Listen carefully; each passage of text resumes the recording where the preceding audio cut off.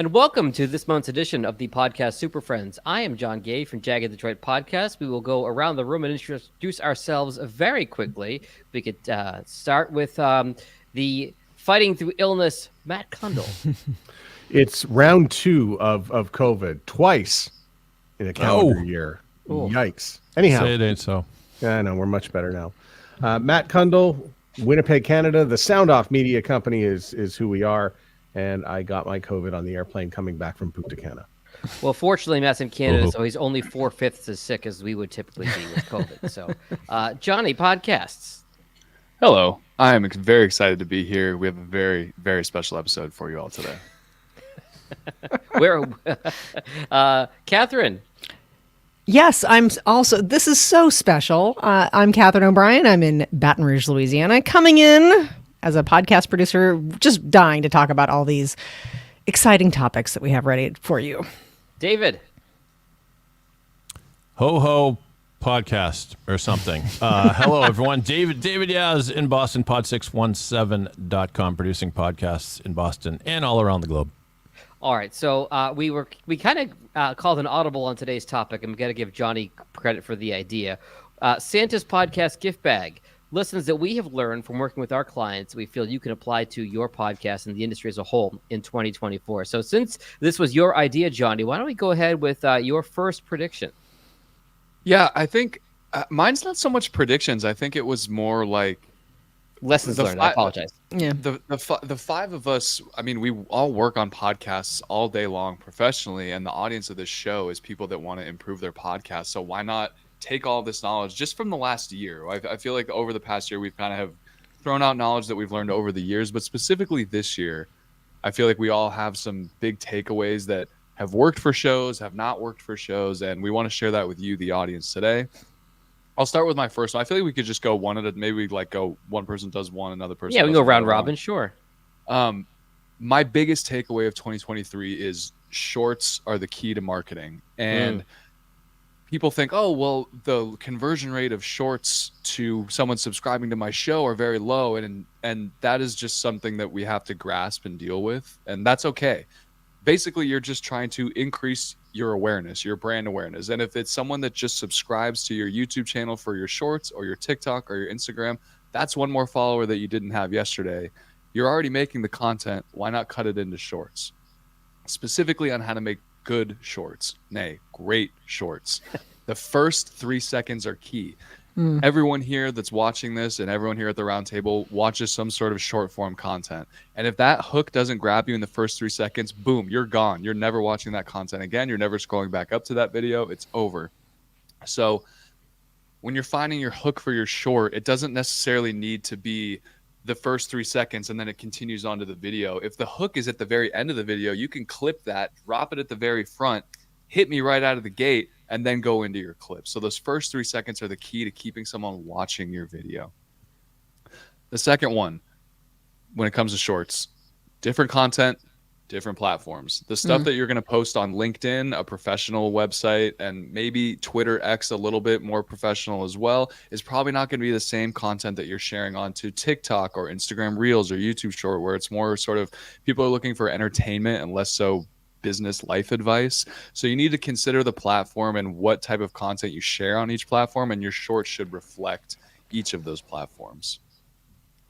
From the research that I've done throughout the year, it seems that 35 seconds is sort of the sweet spot. I watched a really deep dive interview with this woman who's made millions and millions of followers and dollars off of shorts alone, and she was like, 35 seconds is my sweet spot. So you need to find the videos that perform super well on your channel. How long are they? That is a critical part of why an episode or why a short performs well or why it doesn't perform well. And then the final is B-roll and subtitles are key. It can't just be your talking head and nothing else. Add some background images, memes, stuff on the internet that's related, because we need that flashing light as humans that are addicted to our phones to keep us engaged with the video.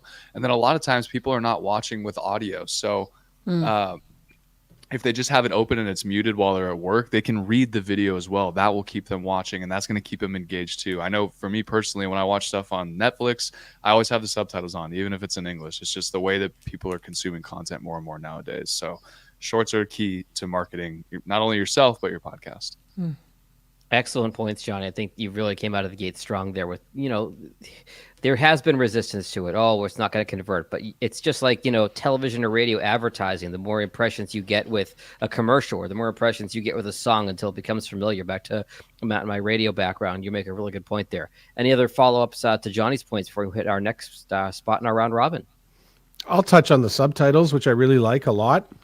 And I think one of the things that came out of subtitles that you wanted to have a lot of visuals. I remember when we did radio ads on for television, for the people who were in the bar where it was muted, they would look up on the screen and be able to see what the ad was.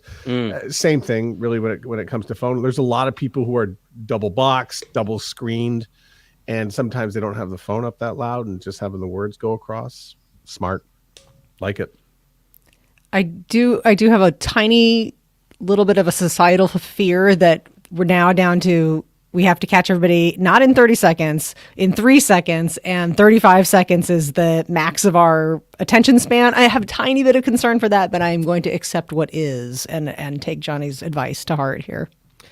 I'll follow up on Johnny's point about different platforms too, Catherine. I think when you expand to a larger full podcast, someone can consume that long form content. They say the first 30 seconds or minute is key to your podcast. Here we're just scaling it all down, where we're just saying, okay, 3 seconds to catch somebody for a 30-second short or a 35-second short, to Johnny's example. So I think it's the same idea, just scaled down by the medium. I agree, but there is a little bit of a. Don't you have a little bit of like it's getting faster and faster and faster. No, we're just having to deal with it. Yeah, it is, and it's just. I mean, we can either fight it in the namesake of, going back to the Stone Age, or we can do what's best. We can do what's best for our clients, and what's best for our clients is to be as knowledgeable about this stuff as possible. And I did say listening. I'm accepting of what is, Yeah, but absolutely. I'm just being I'm sorry, it's been 3 seconds. What were we talking about? Yeah, I've forgotten already. Doesn't matter. I heard shorts, and I almost grabbed my phone. What? This is a weird way to start a conversation. So Johnny makes the point about shorts and creating that content. Let me bounce it over to Dave, because Dave makes a really good point in our notes here for what we prep for our podcast here. By the way, always prep for your podcast. Avoiding pod fading by creating new segments and keeping it fun. I think so many of us, both ourselves and our clients, have hit a wall sometimes, the podcast, where it's the same thing every week. You get into a rhythm and you forget this is supposed to be fun. So Dave, take it away with your first point. Sure. Even if you have a simple, most of us have interview podcasts. It's a long form interview. It's probably the most common format. And but whether that's your format or not, it's always good to add a little sizzle to the steak. So even if you're just asking your guests questions in sort of a different form, turn it into something fun. I produce a baseball podcast for the New England Baseball Journal. We do a segment at the end called 3 Up, 3 Down, and I throw out 3 random questions about baseball. What was your first baseball glove? What's your favorite baseball card? And we play a quick sound intro to it. 3 up, 3 down. Strike 3. And the guest always gets a kick out of it. The guest and the host both answer the question. So it's just another way of packaging that content, doing something interesting. I co-host a music podcast. We're always looking about new ways of talking about music nostalgia. We decided to do something called the ABCs of Rock Fantasy Draft, where we would start with letter A in one episode and actually have a draft and go back and forth, and I'll take Aerosmith, I'll take AC/DC. It's just a different way of doing things. Yes, I created a sound sting for that too. Yes, I'm going to play it for you. ABCs of Rock. So anyone... Thank you. So it really is just a matter of getting a little bit creative. And then if it works well, the listeners will dig it. It'll be something they'll look forward to. So it's like, oh, I wonder if they're going to play that little quiz game at the end or whatever it is. Or I love it when they do the, Ask the Lawyer segment when somebody writes in a question. You can do something. I do something on my show called Good Stuff, where I just have the guest recommend something good. It could be a good book they just read. It could be a good TV show they just saw. So I think not only does it create some variety to the content you're providing, it gives the listeners something to look forward to, and it's going to keep you and the guests sort of jazzed in a different way. Back to you, Jag. Dave, you make another side point to make off of your comments there. The audio production piece, I love the baseball piece of, in radio we'd call it imaging. I used to call it imaging and podcasting too. But that I love that it adds that fun element. But it's the whole surprise and delight thing. Not only are you surprising and delighting your audience, you're surprising and delighting your guest. And oh, that sounds fun. Let's play with this. So that's something that can really be used to keep things fresh as production and sound design as well. Yeah, it's amazing how people will get a kick out of that. It also just gives you an air of professionalism. You know, this is, you play your show intro live, or you play it as you record the show. You play it, you play a little sound sting like that just to jazz things up. Yeah, it's fun and it's win-win. Speaking of your audience, Catherine, one of your points that you had brought forward was know your audience, which is a phrase that many of us try to live by. It's such an important piece of advice in so many things, but especially in podcasting. Talk to me about that phrase, know your audience. Well, I really have come to the conclusion that knowing your audience and the audience factor is so critical in podcasting. And if you don't know your audience, you don't know who you are talking to. You don't know who you're trying to put your show in front of. There's just so many factors that depend on knowing your audience. I think it's kind of like, I have really come to the conclusion that it's a little bit of a undersold element of the podcasting. We can talk a lot about our technical side. We can talk about how we want the show to be, but then eventually we're trying to present it to somebody, to somebodies. And if we don't know who that person is, we're going to come up short. One of my shows that I work on, we've really been dealing with a lot of the audience, knowing your audience piece. Specifically, I think it's really important that, first of all, that there is a demand in that group that you want to put the podcast to. A lot of the things I've been dealing with have been about the average number of podcast listeners, knowing that maybe podcasting is best approached as a niche product and that you're presenting it to your niche audience. For example, one of the shows I work on, we're so proud of the work that we're doing, but we're having a little bit of trouble connecting with our desired audience. And we started asking questions like, do they want a podcast? Are they familiar with podcasting? Are they in an age group that is sort of in that sweet spot of podcast listeners? And really doing that assessment. Do they want a podcast? Having to really ask those tough questions. And even back to sort of trailing on Johnny's original point about social media, I was kind of pushing a lot of things for the audience, this particular podcast audience, towards things like Instagram, because I like Instagram and I like what my client does on Instagram. Well, we've come to the conclusion that this is really the people that we are trying to target for the show are on Facebook. I don't use Facebook. I don't like Facebook. But again, falling in love with what is, now we're having to gear a lot of our things to Facebook because that's where the audience is. You can't fish in a pond where there are no fish. You've got to really know your audience, know where they are, know what they're doing, because audience growth is really, at the bottom line, what is going to make your podcast succeed or not. That really is such a good point, Catherine, about what you may use for social media may not be what a podcast audience is using for social media. There's so many different flavors. It's like Baskin Robbins at this point. Right. And again, back to, Johnny, I'm just using your point completely. I like what Twitter's doing. I see the potential of, that they're trying to have this be a media platform. You see it happening. We're seeing it being unveiled at real time. But I also know that does not necessarily mean the audience for a particular podcast that I'm working on is on Twitter. They just aren't. They're somewhere else. So we're having to adjust to what the audience is actually doing, actually wants. I can't make them get on a platform that they're not already on. That is just asking for trouble in my perspective. So there's a lot of bit of just knowing what your audience is actually doing and then responding to it. And so how do you, as you listening to this now, you podcaster, you're asking, okay, that's all fine and dandy said, but how do we do it? How do we find out who our audience is? Audience survey. Yes. Really easy to put together in Google Forms. It's free, and you just ask the questions that you want your audience to answer. I've run 2 of these for 2 of my shows over the past year. They may have been a little excessive for your show. They were like 60 questions each, but that's because of the audience and who they are. We wanted to get as much information about them as possible. If you want to answer 3 simple questions, what other podcasts do you listen to? What social media do you use the most? What do you want to see more from this show? Just get that, throw it in the description of your show on your hosting website, put it in the show description of all your episodes, and get their email as well at the end. That is how that is the best possible way to figure out who your core listeners are, because the people who are obsessed with your podcast, that feel like they know you super well because they're listening to you every single week, they will be the ones to actually sit down for the 2 or 3 minutes and fill out that form. You may not get a ton of responses, but the information that you do get will be valuable. I would suggest you use, pardon me. Sorry, Catherine. Good. Keep going. I would suggest you use something around your content to suck people into that survey rather than just a headline that says, help us with feedback on our podcast.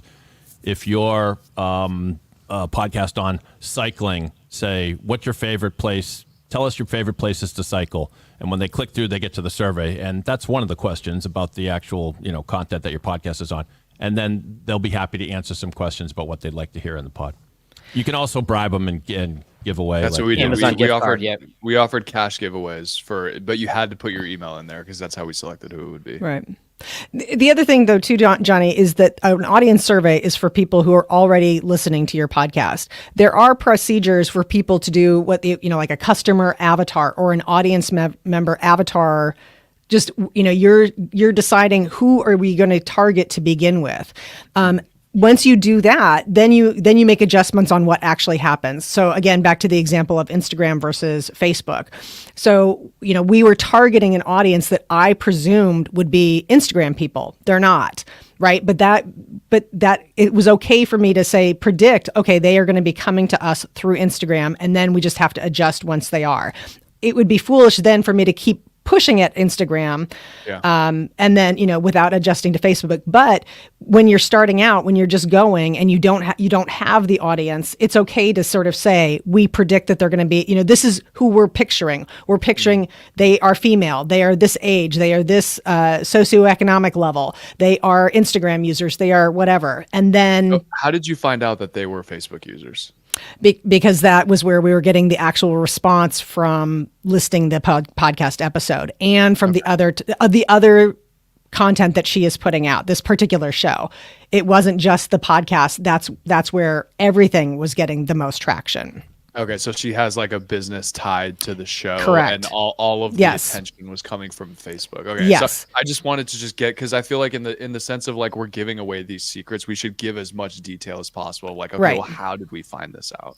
Right. Well, yeah, and that's. I mean, I would say probably most businesses they're trying at least all of them, right? So we've all dealt with people who they like a miracle they find out. Oh, LinkedIn is actually where I'm getting the most traction. By the way, I'm hearing more and more people saying that, which is it's kind of a surprise to me. But once again, just accepting what is.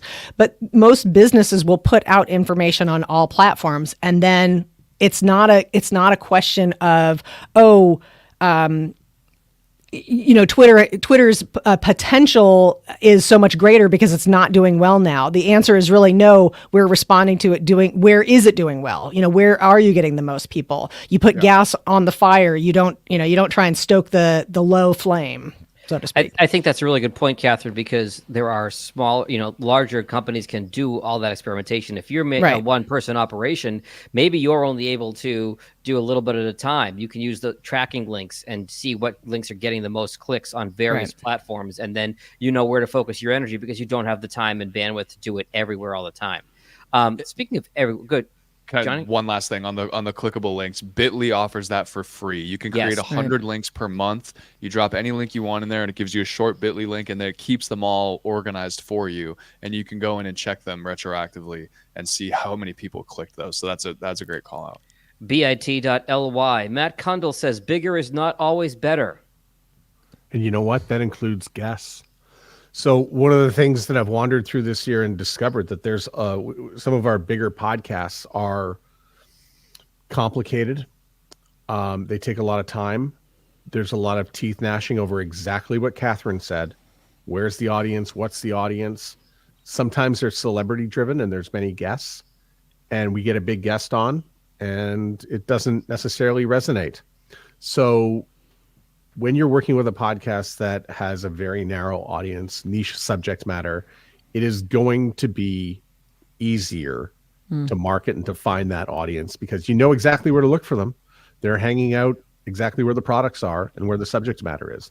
But when you're dealing with a little bit more wider topics, it is going to be harder to get people to come back to the show every week. One of the pieces of research that we discovered when we had a big guest on a show, and I really implore people to stop trying to get big guests on the show. So we'll use an example, Gordon Ramsay. If you can get Gordon Ramsay in your podcast, is that a good thing? Well, maybe it's not going to get as more downloads than any other episode because Gordon Ramsay is on every week. He's also on the internet. He's also on YouTube. He's also on Instagram. And, you know, your podcast is not going to be the first choice for them to go to consume Gordon Ramsay. So that was something that came back a number of times when we did have big guests on a show. So bigger is not always better. And that includes when you're trying to, you know, have a very large podcast, a celebrity driven one. You're probably better off if you have the opportunity to dig into a very niche subject matter. You're probably better off. And as well as if you're the host of the show, people are listening to the show, you're the constant. People are coming to the show for the host and to listen to you and the way you deliver your content.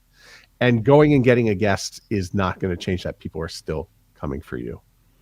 That's a really good point, Matt. By the way, we went down a YouTube rabbit hole last night and watched the Gordon Ramsay episode of Hot Ones, the trivia show, which was hysterical. I mean, you didn't hear him on my podcast last week? No, I did not. He wasn't chugging Pepto-Bismol on your podcast. No, he was not. Johnny says that X/Twitter/ whatever you want to call it these days will be the future of content consumption. What do you mean? I think it's called Go F Yourself now. I think Elon changed the name officially. Troll in chief. I'm very biased when it comes to this because most of my clients started off by having really big platforms on Twitter. So I feel like this can be applicable to wherever your client base or wherever you're building your social media platform. I'll start it at the top by saying the best way that you can grow your podcast is by growing on a social media channel, whether that's Instagram, whether that's LinkedIn, leveraging that audience, you can now bring them into your podcast because they're already following you for your content. So all that to be said, most of my clients are very big on Twitter, and I'll just give you a hard numbers example. So right when we started at 4:00, part of our content strategy for one of our shows is that we post what we feel is the most interesting 5 to 10 minutes from the episode that we'll be releasing tomorrow morning. We put that out on Twitter X. I'm going to pull up the analytics for you right now. This post went out 20 minutes ago.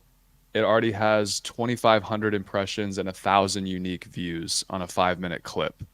So that is doing much better than just tweeting out a link to your episode when it's out. So a platform like Twitter, those analytics can then be combined with our overall RSS feed because Twitter also allows you to put the entire video podcast up onto the platform, and you can add clickable time codes so people can jump around. That's something that we noticed.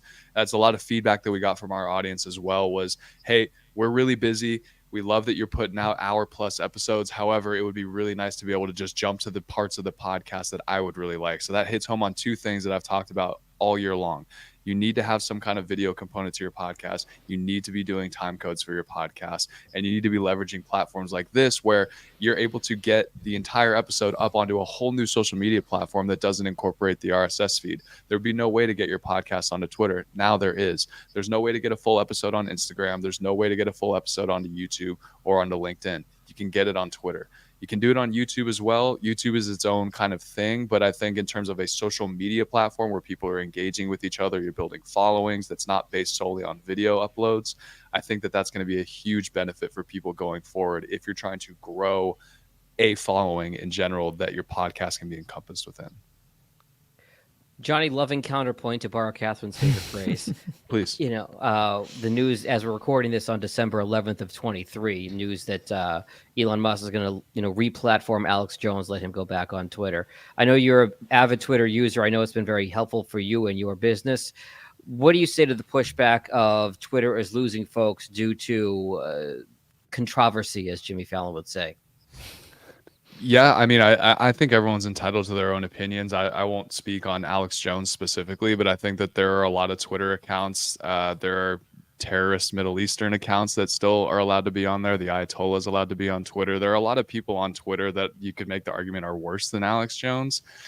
But again, everyone has the right to their own opinion. I just think that if you don't like what he has to say, you can mute him, you can block him. I think that's another thing I harp on with Twitter specifically is if you mute and block all of the politics. I built my entire career off of Twitter, and I don't tweet anything political. I don't talk about politics. I don't follow the politics on there. So the platform is really what you make of it. So that would be my response to it. Fair point. I've also seen things where when controversy does hit, you might lose some people, but you just get it back with time spent from the core user. I see that often happen with platforms. I have a question, though, for Johnny about this show. And we're streaming live right now to some Twitter accounts and YouTube. Should we be making changes to how we do this? I want to post them. I think that we can do a better job of the copy that we can do with this. So how we have it right now is it's sort of automatically posted with sort of a generic headline of what it's about. I think that all of us could do a better job is if we got the video file ourselves and we tweeted it out with our own custom copy that's based on how we tweet out, how we write our own content. And then adding the time code. I know that this is like we're doing this for free. Matt does an amazing job with doing all the production pro bono, which we really appreciate. I don't think we necessarily need to jump onto time codes just right away, just because of the time that it would take, and no one's paying anybody to do that. But I do think that rather than auto posting at a random time, I think that the individual user, being the 5 of us, should be posting the full video, uploading it, talking about our experience. Because how I would write it out right now is, I'm giving away everything that I learned about podcasting in 2023 for free right now in this video. You can watch it right here. I'm not charging anybody anything for this. Get it while it's hot. Yeah, exactly. So something like that's how I would improve this specific show. Okay, so really, it's a really simple change. Normally what I was doing was I was having a repeat, and we still might repeat this show on the Twitter accounts. There's only one Twitter account being used live right now, and that's Catherine's. But tomorrow I was going to just replay the whole thing on our Twitter accounts. Instead of doing that, what I could do is just make the video available to everybody, and we can run wild with what Johnny says, which is why we do this, by the way, is to learn new stuff. Happy to put it up on my Twitter feed tomorrow. We send the video file. Absolutely. Okay, so you're saying I can take the file and I just upload it to my Twitter, and as long as it's under 2 gigabytes, you can post it. And which a hack around that for everybody there. So for example, a lot of the videos that I post, we're using really high-end cameras. They're big files. I just exported 2 today that were each 20 gigabytes each. Obviously, that's not going to fly on Twitter. How do you get around that? You upload it to YouTube. YouTube processes it in a full HD version, and then you can re-download it. And I've never downloaded one that's more than 1 gigabyte afterwards. Full thing, very high quality. Upload it to YouTube, re-download it yourself to your computer. You post that one to Instagram.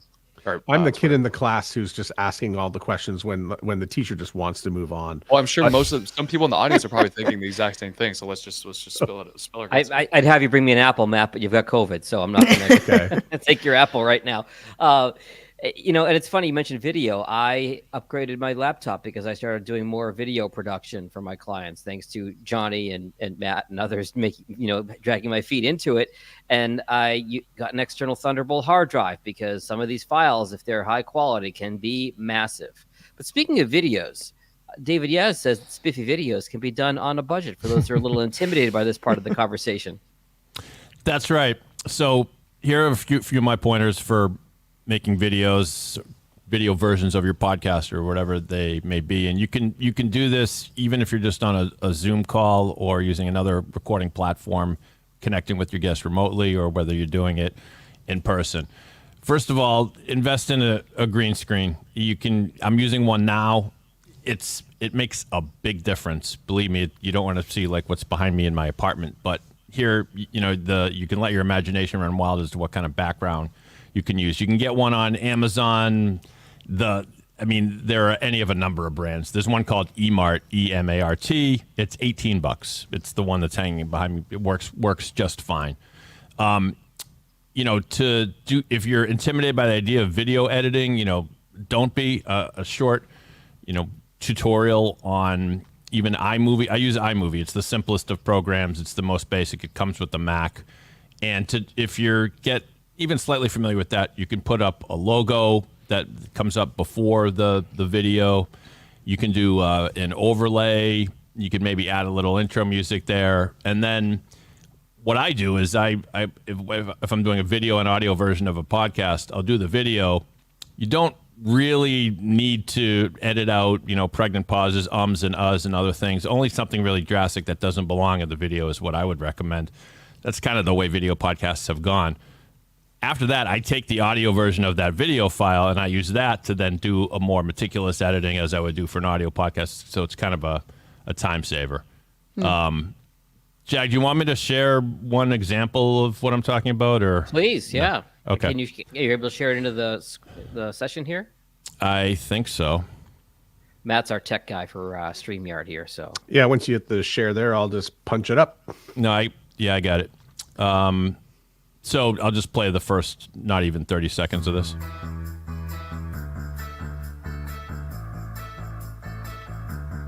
Okay, so to kick things off, sort of the idea for this, Jamie, was it's awesome to create. All right, That's so really good. Thank you. Really simple. The background image I made in Adobe Express. You can use Canva, just a simple editing program. The logo, I got to give credit to my client, Brian Roberts, commissioned someone to do that logo. But then I created just this overlay, and that is just the footage from a Zoom call. Just as simple as recording the Zoom call, downloading it later, and you put this overlay over it, and it looks kind of spiffy. So, you saw the logo at the beginning. You can throw a logo on at the end, etc. I can do one more quick one. Please. It'll be an example of one. only if it's your music podcast. No, we don't do a video version of that because we'd get kicked off YouTube for the music clips that we play. Not off X. Here's another one where I have a studio in the Boston area and it was recorded here, but we used a green screen, so it's a good example of that. Welcome to the Didi and Littell Show. Advice, not very sophisticated animation here, of course. Pretty simple. On cybersecurity, technology, and life in general. Now here are your hosts, Didi and Littell.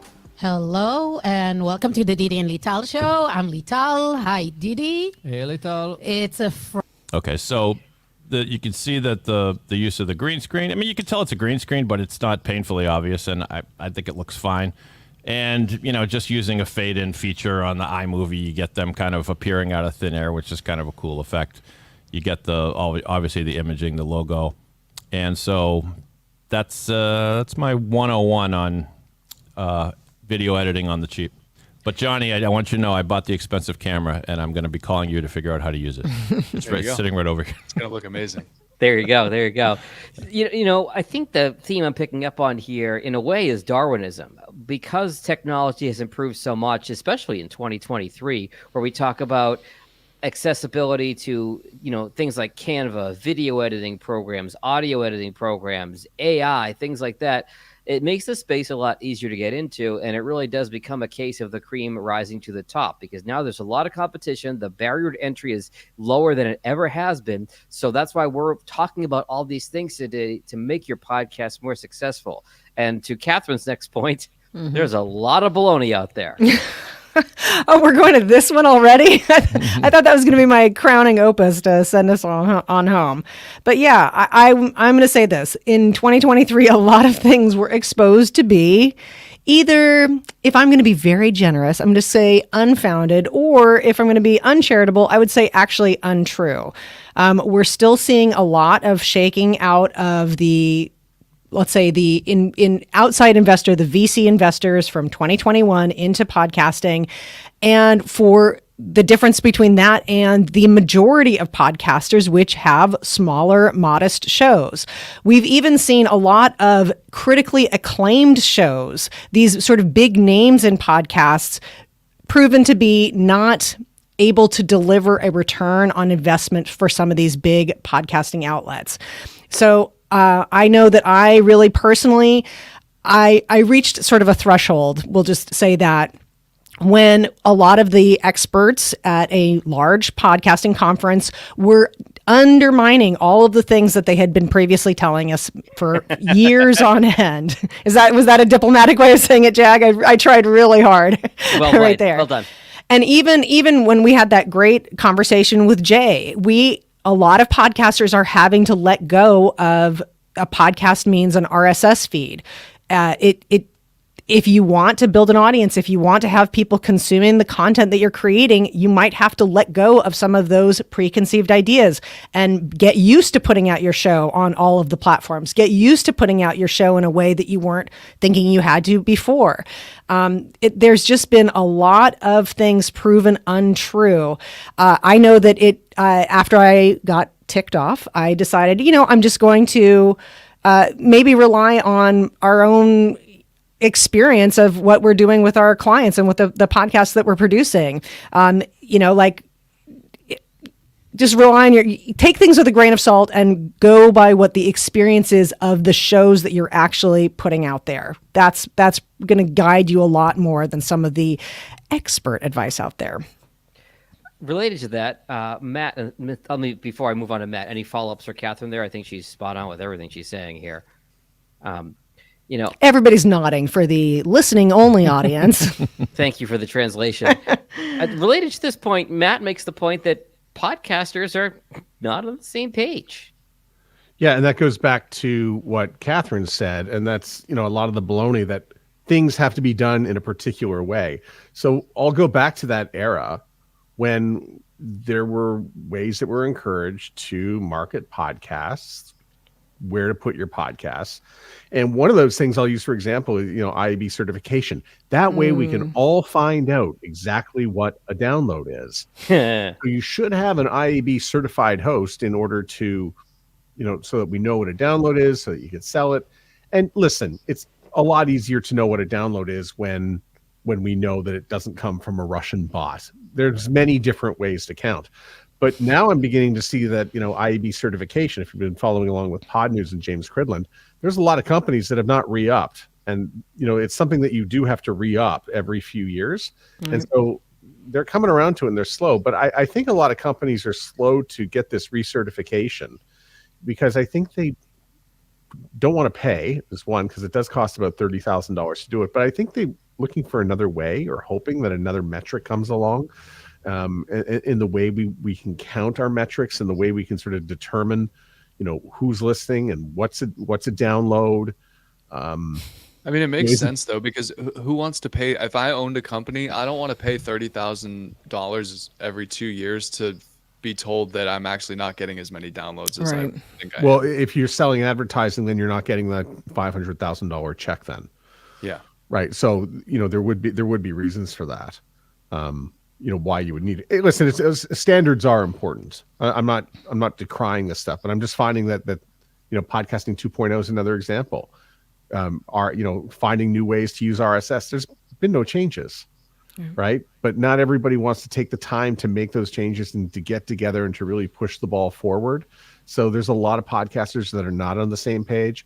80% of our RSS downloads are coming from Apple and Spotify. And whatever changes they make are the changes that we have to live with. Right. A lot of apps are disappearing.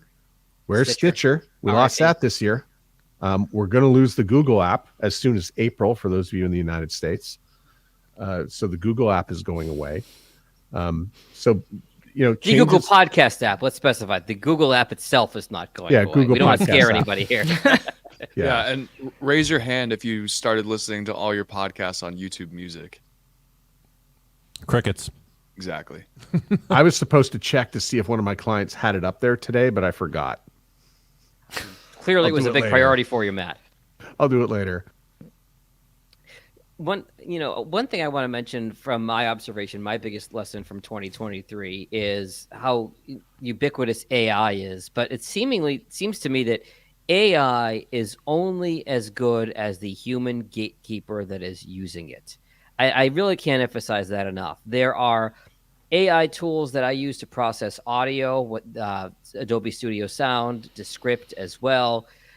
And you got to go through and do the edit afterwards, because sometimes it's going to lop off an S at the end of a word. It might think a couple consonants are a breath and might cut those out. It might distort a piece of audio. You can't just set it and forget it. You've really got to go through it. Same thing with the description. You don't want something embarrassing in your transcription that it thinks is a naughty word, for example, that is not a naughty word. I've had that happen.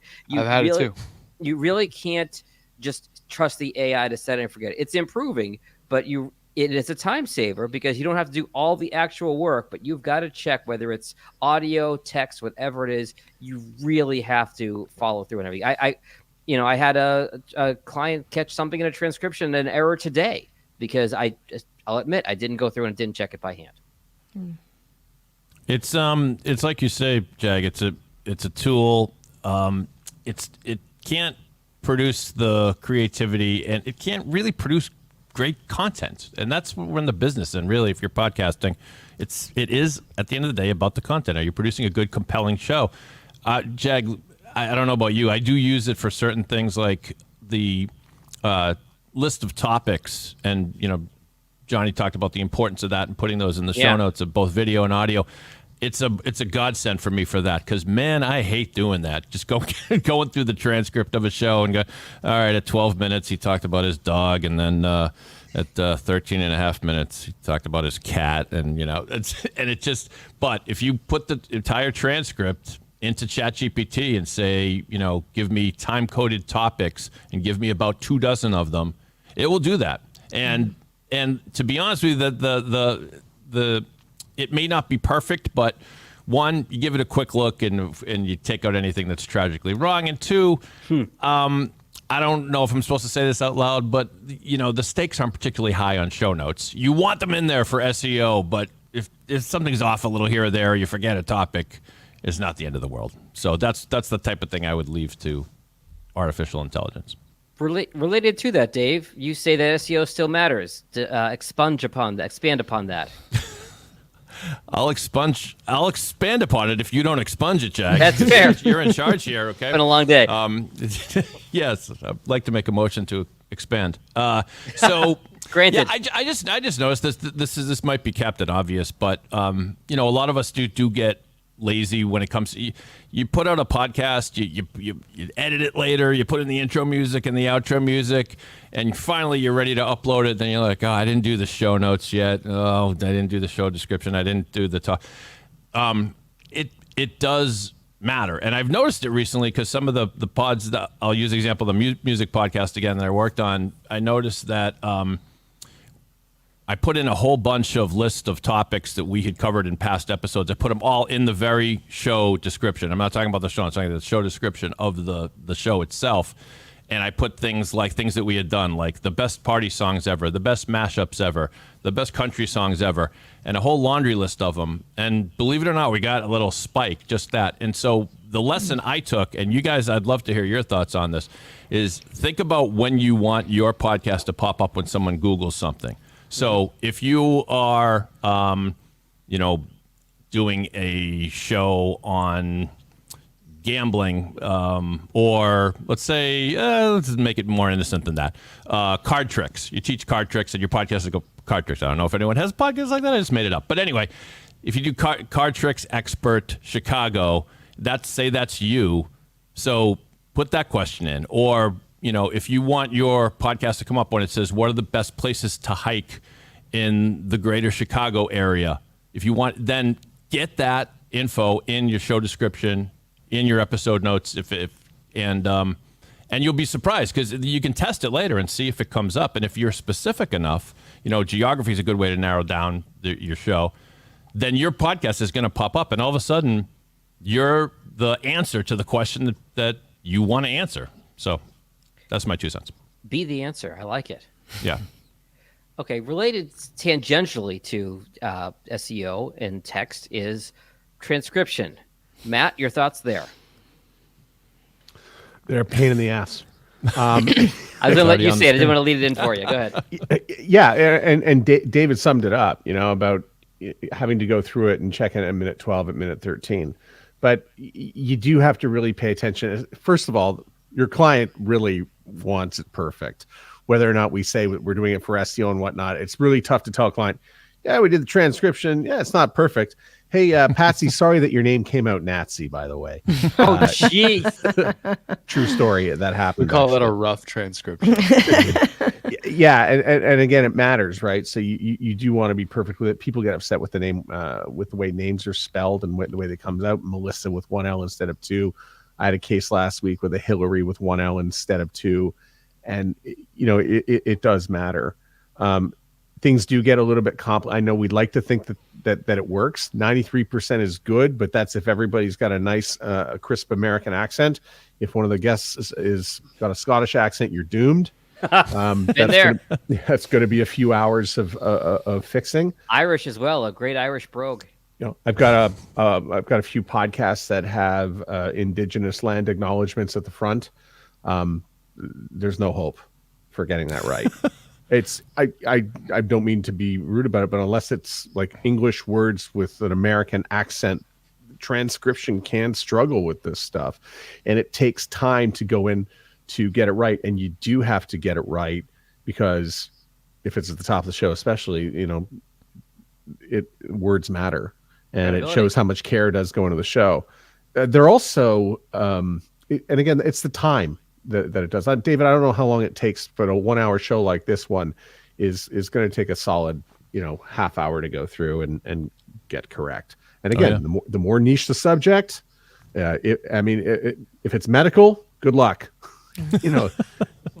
I have a service that I use that is they pride themselves as being native English speakers, people transcribing, and not AI. And typically it runs, depending on a few factors such as number of people, accents, bad audio, can run anywhere from 90 cents to $1.10, $1.20 per minute, and that certainly adds up quickly. But I got one back from the service today where the host and the guest had similar voices, particularly after I ran it through a bit of AI. And there were a couple parts where they were flipped. And I also learned today that this was also missed. Sheboygan, Michigan, and Sheboygan, Wisconsin are spelled differently. Michigan has a C and Wisconsin has an S. I learned that today because the guests saw the transcription and said, Sheboygan's spelled wrong. I'm in the Michigan one, not the Wisconsin one. I only preface and mention all this because I started down the transcription road in March of 2022. You were an early adopter, Matt, of the group here. Yeah, and I thought maybe, we would hit a point of improvement, but it got worse. The deeper I got into it, the more time it took, and it's gotten slightly better in places. But in terms of the amount of time invested into the transcription part of creating a podcast, it is still long. I agree. Yeah. I tend to use it only when necessary, so to speak. If you're trying to generate a list of topics for your podcast, you can go with an unedited transcript and you're still going to be able to ferret out those topics. I have certain clients I work with that they want a transcript. They want to put it on their website. That's got to be accurate. I won't use Descript for that, just to call out a couple apps here.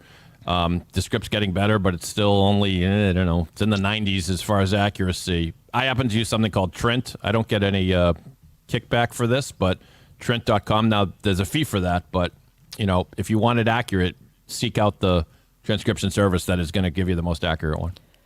Question: Didn't I make a pledge in 2023 I would not be talking about transcription again? Yes. So I think I did. Okay. You just hit the made segment several out. You'll be pledges. okay. I just as a we closing can it out. maybe- We can have this show be the year of the transcription. That's the topic we've covered the most. Wait, Catherine said transcription. Aw. Well, we'll give Catherine the last point here, which is a lot of your podcast is specific to you. It's very niche to yourself, right? Okay, this is like a come to truth moment. All of us have said it. the goal is for your show to do as best as it can. You're not worried about the download numbers. You're not going to be shooting for thousands and thousands of downloads. That you're trying to make the best show you can for your audience. And I have to say, this year has been just a testament to that advice that we've given out many, many times.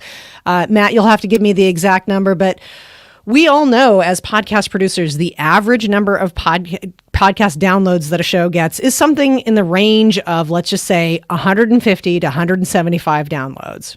That is a modest number for the amount of love and preparation and time that goes into making a very good podcast episode. Sometimes it can feel like there's a little bit of a mismatch between the amount that goes into a good podcast and the number of downloads that you get. However, if you do things well, that 150 to 175 people that you connect with, if you are bringing your podcast to the right people, it can be successful beyond your wildest imagination. So I have some great examples of one show in particular that I'm thinking about is that we're really hitting that right audience. It is a niche show for a niche audience. It was designed when we started it up to be a tool of connection. So this is to be telling stories that are connection based. They're to open doors of communication that maybe have been closed in the past. And the way that I know that this is a success is because my client hears from people every single week. Every single week, she is hearing from that ideal client that ideal audience member that we're trying to reach. She's getting feedback. She's getting comments. She's getting all kinds of information that's saying we are hitting that bullseye. And so even though a lot of people would look at the download numbers and not be wowed or impressed, that is probably, I would say that's probably my most successful show because of the impact it's having and because of the feedback that my client is receiving. So I just have learned a lot about just making that connection, is getting that feedback, having that impact. You can do it with the numbers that an average podcast will give you. Can I push deeper on this, Catherine? Of course. Because I kind of reiterated the same thing earlier and just said it in a different way when I sort of was dumping on the bigger podcasts not being as effective. But right. Can you talk about activity? So when we talk about, okay, this show is resonating, this show is doing well, talk about the activity that would lead you to believe that you've got a winner. Well, okay, so in this particular instance, and I'll say this, I've talked to people who have more experience in the podcast industry than I do, and they have for a long time said engagement is what you should be looking for. Mm-hmm. And I kind of took that as like, okay, yes, but I kind of discounted it a little bit because I thought, oh, well, that's coping for the fact that you're not getting download numbers that we all want. I mean, we're human beings. We want the accolades and the response and see the download number go up. But for example, the example of the show that I'm talking about specifically, we have a way to email the host in every single show note. We say that's the way, this is the way to reach out to the show. We mention that on the show. She gets those emails. Again, because it's a niche audience, she's actually exposed to the people that we're trying to reach very frequently. And they verbally tell her, oh, I listened to the show. I loved this. I never would have heard this story had it not been for your show. So we've given her a means to get that information, the email address. She's getting those emails, but then, she's exposed to the audience and she's hearing it from people directly. Did that answer your question, Matt? Oh, yeah. You get hung up on that number of 100, anywhere from 130 to 150 as the average number for podcast listeners, or the mean, median. I always get those terms confused. But after 30 days, yeah. After 30 days, that's a big number. If you're getting 20 or 30 downloads every episode, imagine being on stage to a group of 20 or 30 people, exactly. And they have you have their rapt and undivided attention. That's really not a bad place to be as the numbers continue to grow. With that, if anybody, we're going to say Merry Christmas, Happy Hanukkah, Happy New Year, and everything else that we have not covered. Any final thoughts from around the room as we say goodbye? Great job, Jag. Good job, Jag. Thanks. We'll do our final plugs starting up north of the border. Matt Kundle, the Sound Off Media Company, Winnipeg, Canada, where it remains above 40 degrees. Climate change is a hoax, right? Down south to Johnny. You can follow me on X, and my closing thought would be do one thing that we recommended today. Don't do all of it, but if there's one thing that interested you of what we learned this year, just take it on yourself. January 1st, I'm going to get my show on Twitter. I'm going to add a video component to my podcast. I'm going to make one short of my show. I'm going to learn how to do it well. Well said. Not to a county, but to a parish. And Catherine.